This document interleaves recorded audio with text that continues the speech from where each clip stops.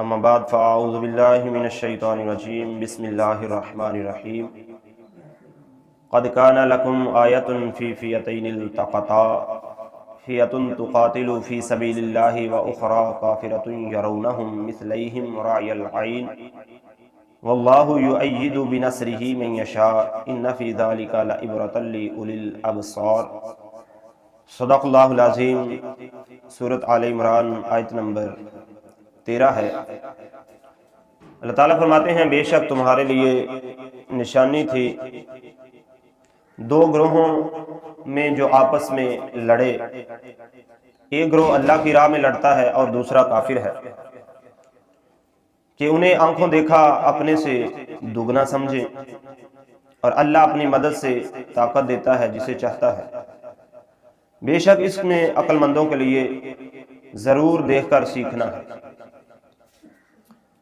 تو اس آیت میں اللہ تعالیٰ نے اہل ایمان اور کفار کا ذکر بیان فرمایا ہے،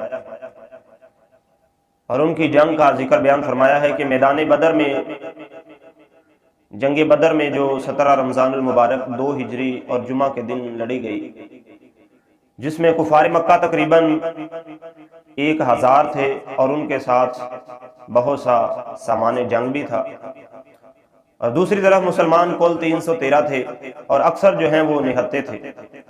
مسلمانوں کے پاس صرف 2 گھوڑے، 6 زیرہ اور 8 تلواریں اور 70 اونٹ تھے، تو یہ نہ ہونے کے برابر سامان تھا۔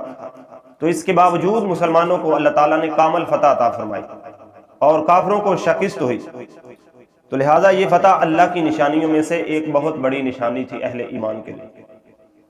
تو اللہ تبارک و تعالیٰ نے اسی چیز کا ذکر بیان فرمایا ہے، اور آگے فرمایا کہ ایک گروہ اللہ کی راہ میں لڑتا ہے اور دوسرا کافر ہے، یعنی کفار کی تعداد 1000 کے قریب تھی اور ان کا سردار عتبہ ابن ربیعہ تھا۔ ان کے پاس 100 گھوڑے، 700 اونٹ اور بہت زیادہ ہتھیار تھے، لیکن اس کے باوجود کافروں کو یہ محسوس ہوا کہ مسلمان ہم سے دگنے ہیں۔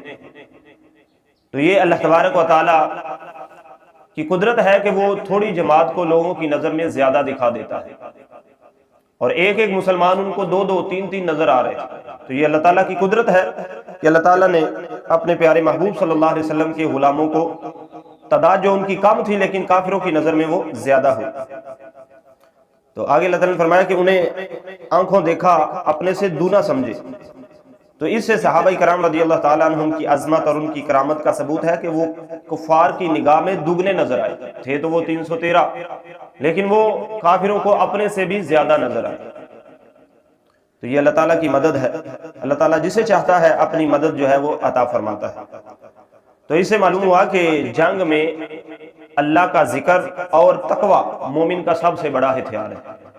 اب کہاں 1000 کا لشکر اور مکمل جنگی ساز و سامان بھی پاس ہو، اور دوسری طرف 313 مسلمان اور 2 تلواریں اور چند زیریں اور 8 گھوڑے، 70 اونٹ، یہ نہ ہونے کے برابر ہے، لیکن اس کے باوجود اللہ تعالیٰ نے اہل ایمان کو فتح عطا فرمائی۔ تو یہ اس بات کی واضح دلیل ہے کہ مومن کا ہتھیار جو ہے وہ تلوار، تیر، نیزہ وغیرہ نہیں، بلکہ تقوی اور پرہیزگاری ہے۔ جب تک بندہ مومن تقوی اور پرہیزگاری کے ساتھ اور اپنے مضبوط ایمان کے ساتھ جنگ میں اترتا رہے گا، اللہ تعالیٰ اس کی مدد بھی فرماتا رہے گا۔